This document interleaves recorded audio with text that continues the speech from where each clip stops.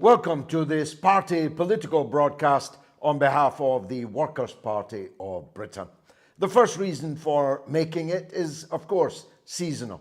We wanted to wish all of the good people of Britain, and indeed the world, a very Merry Christmas and a Happy New Year. The second reason for making this broadcast is because this is our birthday. It is the anniversary, more or less, within a day or two, of the first birthday of the Workers' Party of Britain, the first anniversary. And I want to take this opportunity to thank all of my comrades, all of the Workers' Party cadre at a national level and at a local level, because in this exceptional year, when the normal methods of agitation and party building have been denied to us as denied to all others, public meetings, street work, and so on, we have nonetheless, in this year of the coronavirus, attracted thousands of members, now organized into well over 70 individual branches. Just think about the feat that was required to attain that achievement. It is truly phenomenal. We were born, therefore, in an abnormal 12 months, and we have used methods that may become the new normal to build ourselves, draw attention to our program, to agitate, educate, organize people that may become, as I say, the norm. We have attracted literally millions of views to the various broadcasts that we have made throughout the past 12 months. We have held weekly, for the most part, virtual members' meetings, which the public could also look in on, be attracted by what they saw and heard, and then themselves join the party. And thousands of people have come to us. So a big thank you to everyone that made that possible. A big salute to every one of the members of the Workers' Party of Britain. The third reason for making this broadcast is because we are almost out of the European Union, and therefore it falls to us, for no one else is doing it, to try and present the vision thing. Try and present the picture of what the new Britain about to be born could be, should be, must be in many respects. It is, of course, only moments from midnight, metaphorically. At the time of recording, we cannot yet know what the final shape of any agreement between Britain and the European Union should be. We as a party are unmoved one way or another by the prospect of leaving with no deal, because no deal has many upsides to it. It has a big upside in not having to pay £40,000 million, £40 billion in a divorce settlement to the EU, which has proved utterly unreasonable in the negotiations so far. It would be, I think, a suitable recompense for them if they were now not to receive that divorce payment of £40 billion. But we must imagine that the pressures of European capital, which wants to go on selling us things, remember, they sell us far more than we sell them, will prevail upon the bureaucrats and politicians in Brussels in the European Union, so as not to sacrifice overly the easy access to the British marketplace.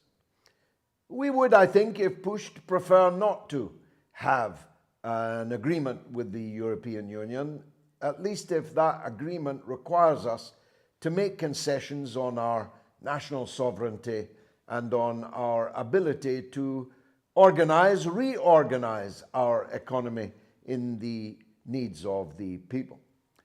It has come to something where most of what passes itself as the British left is supporting the EU in these negotiations, even though one of the major sticking points is that the EU insists that no British government after Brexit should be able to offer state aid to industry. I'm not making that up. Boris Johnson and the Tories are demanding the right to give state aid to British industry, and the European Union, with the backing of most of the so-called left in Britain, is insisting that in the interests of free market economics, the level playing field, fair competition, and the rest, Britain must not be allowed to give state aid. Well, whether Boris Johnson sells that out or not, we will continue to insist that it is necessary. It is necessary in a whole range of industries, a whole range of ambitions. Let me sketch quickly just a couple of them. We are an island. We need a shipbuilding industry.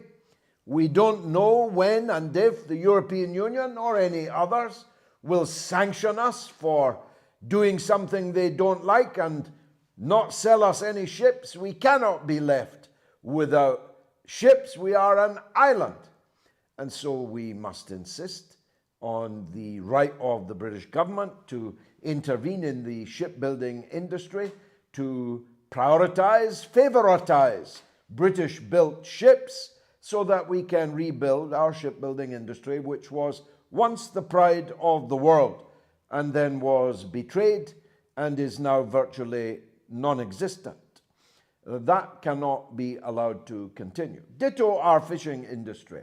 Our coastal communities have been devastated by more than 40 years of EEC and then EU depredation.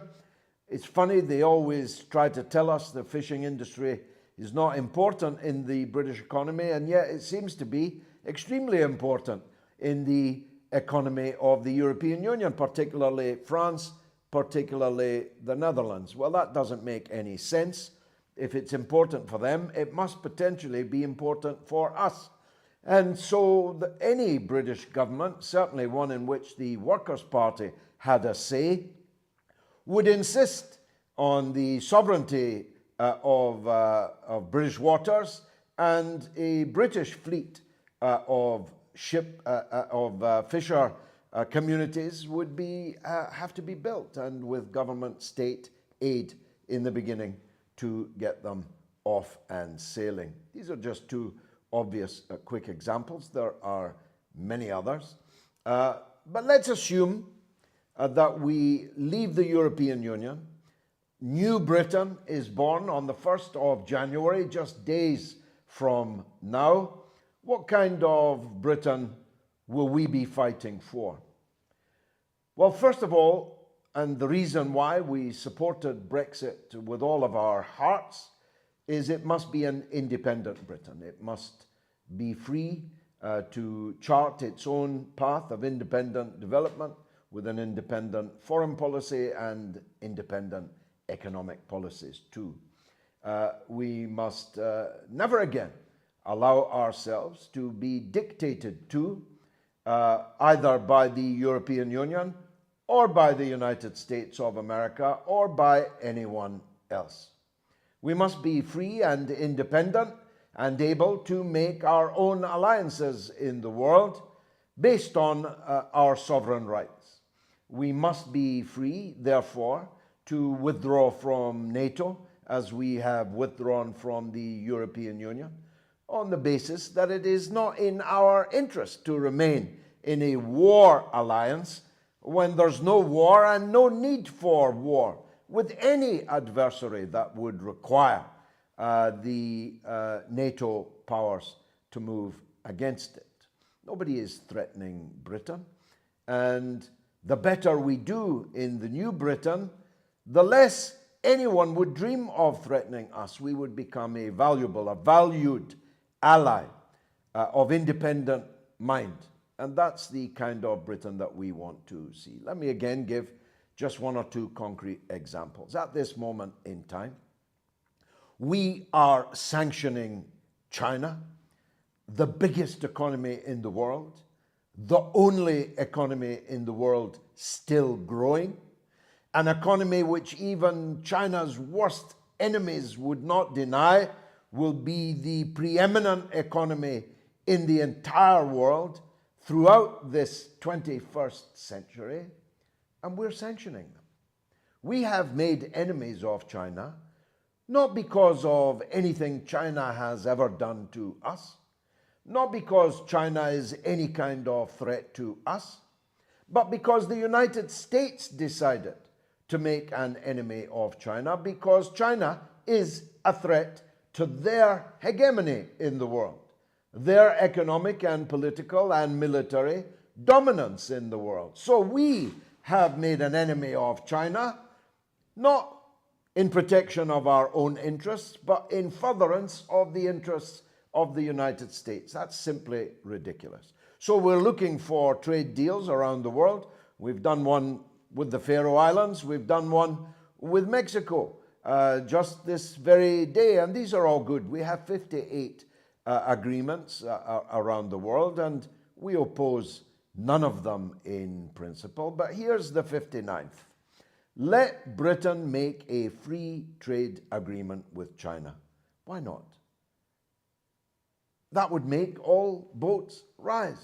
China would rise because we would be trading with it, with our expertise, our experience, the brilliance of our scientists, the brilliance of our engineers, our fintech industry, the brilliance of our young people, in all of the new industries that will dominate the 21st century, and we would benefit from Chinese investment in our economy. So we want free trade with China. Why should we sanction China in the interests of somebody else? Ditto Russia. The Russian and Chinese economies are, of course, increasingly intertwined as they are politically, even militarily, more and more acting as one country, really, rather than two. And these are two gigantic economies. Russia is the biggest country in Europe. Moscow is the biggest city in Europe. Why not have good relations with Moscow instead of bad relations? After all, again, the bad relations are the product of our involvement under United States hegemony in the NATO confrontation with Russia. Now, wouldn't that transform our economic prospects if we had a free trade agreement with China and Russia in 2021? You bet it would. I have myself raised this with President Putin in Sochi a couple of years ago.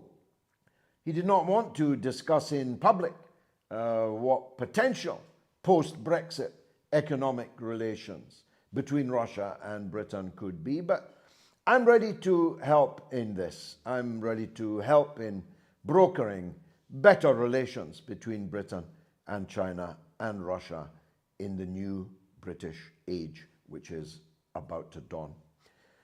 The second thing we want, if independence is the first, the second that we want is unity. We oppose separatism in this small island of English-speaking people for lots of reasons, but one of the main ones is because it's fool's gold. It promises the workers things which can never be delivered, would never be delivered, could never be delivered in a small country with a vast territory of 5 million people determined to join actually, the European Union, but only if they could satisfy the criteria for joining the European Union, which would lead to the absolute decimation of the Scottish public sector, in which half the people in the country work. Do the maths. Half the people in Scotland are working in the public sector. To join the European Union, to join the Euro, would require such a vast cut in the budget deficit in Scotland that there would be no public sector worth the name left in the wake of that. And so, right from the beginning, Scotland would be utterly crippled and would possibly never recover. And we cannot wish that on our fellow citizens who happen to live in one part of Britain rather than another. But it's also fool's gold, like anti-Semitism, like racism, like sectarianism, and all the other things that are sent among us to divide us. It pretends that the problem that we face is other than what it is. The problem for all of the working people in Britain is the political and economic system in which we live. It's not the fault of somebody else because of where they live, what color they are, what religion they profess, their ethnicity. It's not any of these things. On the contrary, these ideas are sent among us to divide us so that we never coalesce in a mighty front that could actually change the way things are. And so the idea that Scotland's problems are because of England, Newcastle, Manchester, Liverpool, Hull, London. Are we really saying that people just like us, who speak like us, who watch the same television as us, follow the same national game as us, read the same stuff as us, listen to the same music as us, that by dividing us, we're going to be stronger? Of course not. It's utterly ridiculous. So we oppose separatism. That's why the Workers' Party has played the leading role in the creation of the Alliance for Unity, an alliance which seeks to halt the neferendum in Scotland so that we can get back to actual politics, normal politics, the politics of class against class, idea against idea, policy against policy. That's what we need in Scotland, and we are determined to do it. And once we've stopped this neferendum, got Scotland off this hamster wheel, then the Workers' Party of Britain will begin mass organisation in Scotland. And because I have played this leading role, and because I think the Workers' Party will benefit from the resultant prestige of having played the role that we have to keep the country together, we are set fair for rapid development in Scotland, and we will right after May. We'll be standing in elections, we'll be standing for councils, for parliament, we'll be building branches, we'll be educating, agitating, organising everywhere in Scotland, as indeed we will throughout the land. By the time I speak to you next year, the second anniversary of the foundation of the Workers' Party, we will be at least twice the size, with at least twice the number of branches. So write that down. We will have more than 8,000 members this year, next year at this time, and we will have more than 150 branches. That's a promise. You can bet on that. So a united Britain, an independent Britain, automatically a friend of none and automatically an enemy of none. We will treat as we find. We will deal with others as they deal with us. And we offer a future of mutual respect in the mutual interest of Britain's relations with everybody. You don't need to like somebody to trade with them. If we did, we wouldn't be selling a barrel load in Saudi Arabia, would we? You get my drift.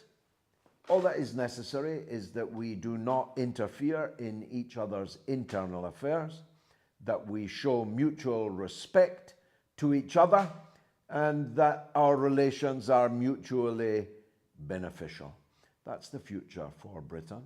That's what Britain as a world player a global player, should be, could be, and we argue must be, for there is no other future that can satisfy our people's legitimate demands and play a decent and positive role in the world.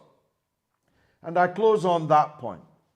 Our role in the world must always be to insist on international legality, insist on the principles of non-interference in the internal affairs of others, insist on amity rather than enmity, insist on the right of all people to determine their own future, including the right of all people to unite with each other. We didn't agitate to leave the European Union because we hate the people of Europe. How could we do any such preposterous thing?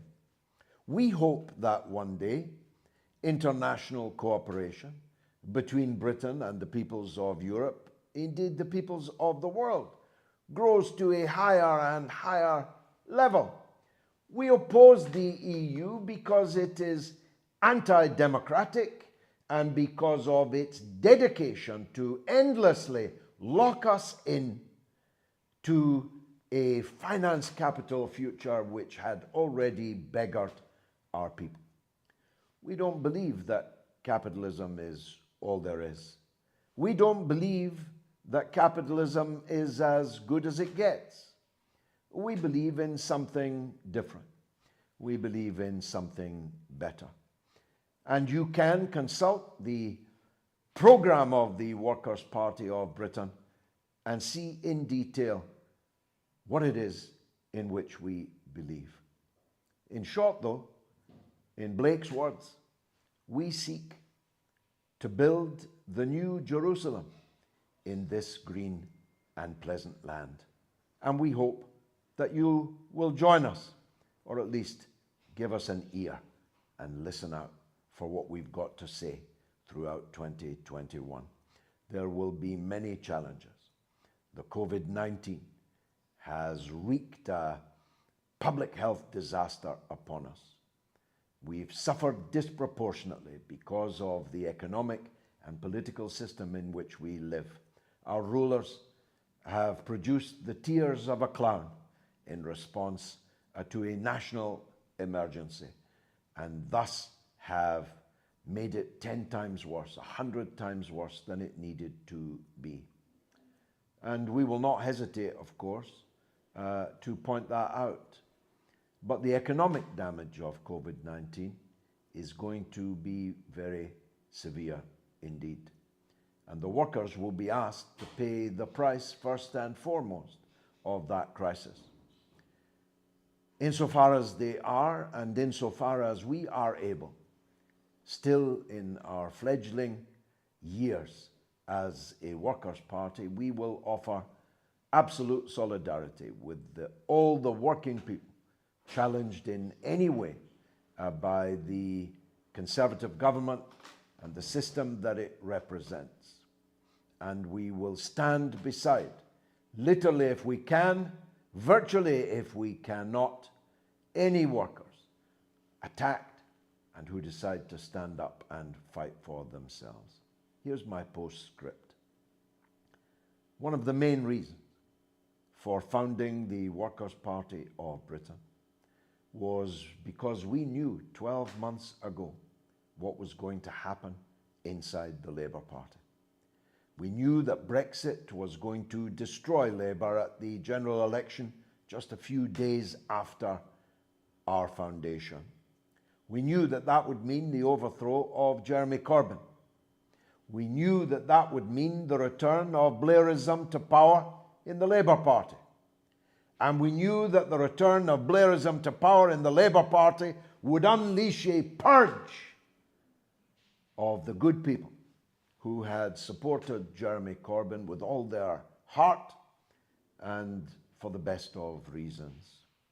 And that's what's happened. Thousands are streaming out of the misnamed Labour Party. We exist to provide a home for you, where instead of endlessly fighting inside your own party, you can fight for the things we all believe in outside here in the real world against the real enemy. It may take weeks, months for you to get over your heartache. Maybe you've been expelled, maybe you've been suspended, maybe you've resigned in disgust, maybe you've simply not renewed your membership. It may take a while for you to come to terms with the heartache that you feel. I understand it. But when you do, when you're thinking clearly again, you must know that the choice is as it was 100 years ago, in the words of Rosa Luxemburg. The future is socialism or barbarism. That dichotomy, true then, true now. Don't give up the fight for socialism. Fight for it with us in the Workers' Party of Britain. Thank you for watching.